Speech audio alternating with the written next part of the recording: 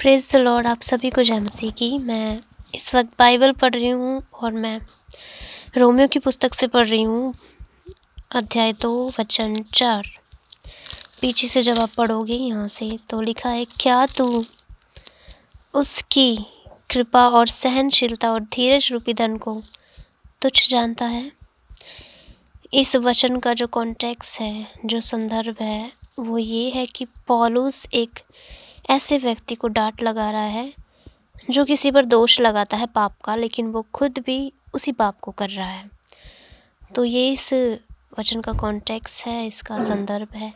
लेकिन इस वचन में कुछ और मुझे सीखने को मिला, और वो है परमेश्वर का धन। लिखा है, क्या तो उसकी कृपा और सहनशीलता और धीरज रूपी धन को तुच्छ जानता है। परमेश्वर का धन यानी परमेश्वर की कृपा उसका धन है, परमेश्वर की सहनशीलता उसका धन है, परमेश्वर का धीरज उसका धन है, और भी जितने गुण हैं परमेश्वर के, वो सब उसका धन है। वो नम्र है, वो दीन है, वो विलंब से क्रोध करता है, वो अपनी वादों का सच्चा है, और भी बहुत गुण है उसके अंदर। वो प्रेमी है। ये सब उसका क्या है? ये सब उसका धन है। उसकी सामर्थ्य उसका धन नहीं है, उसकी ताकत उसका धन नहीं है, उसके जो ये गुण हैं ये उसका धन है। हालेलुया।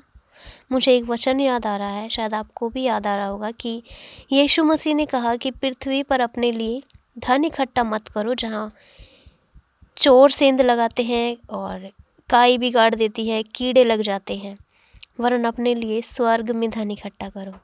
तो मुझे लगता था कि शायद स्वर्ग में धन इकट्ठा करना मतलब कि धार्मिकता के कार्य करना, लेकिन हमारे जो धार्मिकता के कार्य है वो मैले चिथड़ों के जैसे हैं। स्वर्ग में धन इकट्ठा करने का जो मतलब है वो ये है कि जिस तरह प्रभु के पास एक धन है स्वर्ग में, वैसे ही वो हमें कह रहा है कि तुम स्वर्ग में धन इकट्ठा करो, और वो धन ये है कि तुम मेरे गुण अपने अंदर लेकर आओ। जैसे मैं कृपालु हूँ, तुम्हारे अंदर भी कृपा हो लोगों के प्रति। जैसे मैं सहनशील हूँ, तुम्हारे अंदर भी सहनशीलता हो। जैसे मैं धीरज धरता हूँ, तुम भी धीरज धरना सीखो। जिस तरह मैं प्रेम करता हूँ, तुम भी प्रेमी बनो। जिस तरह मैं नम्र हूँ, तुम भी नम्र बनो। जिस तरह मैं माफ़ करने वाला हूँ, वैसे तुम भी माफ़ करने वाले बनो। और जो भी उसके गुण हैं वे सारे जब हम अपने अंदर इम्प्लीमेंट करते हैं, जब हम उनकी लालसा करते हैं कि हमें खुदा जैसा प्रेमी बनना है, हमें उसकी कृपा को अपने अंदर लाना है, जब वो गुण हमारे अंदर जब आते हैं, तब हमारा धन स्वर्ग में इकट्ठा होता है। इसे कहते हैं स्वर्ग में धन इकट्ठा करना। और प्रभु यीशु मसीह ने इसी धन का जिक्र किया है कि ये वाला धन तुम अपने लिए स्वर्ग में इकट्ठा करो, जिसे कोई नहीं चुरा सकता, और इसकी वैल्यू बहुत ज़्यादा है। परमेश्वर का धन्यवाद इस अद्भुत वचन के लिए। मैं उम्मीद करती हूँ कि आपने भी सीखा है।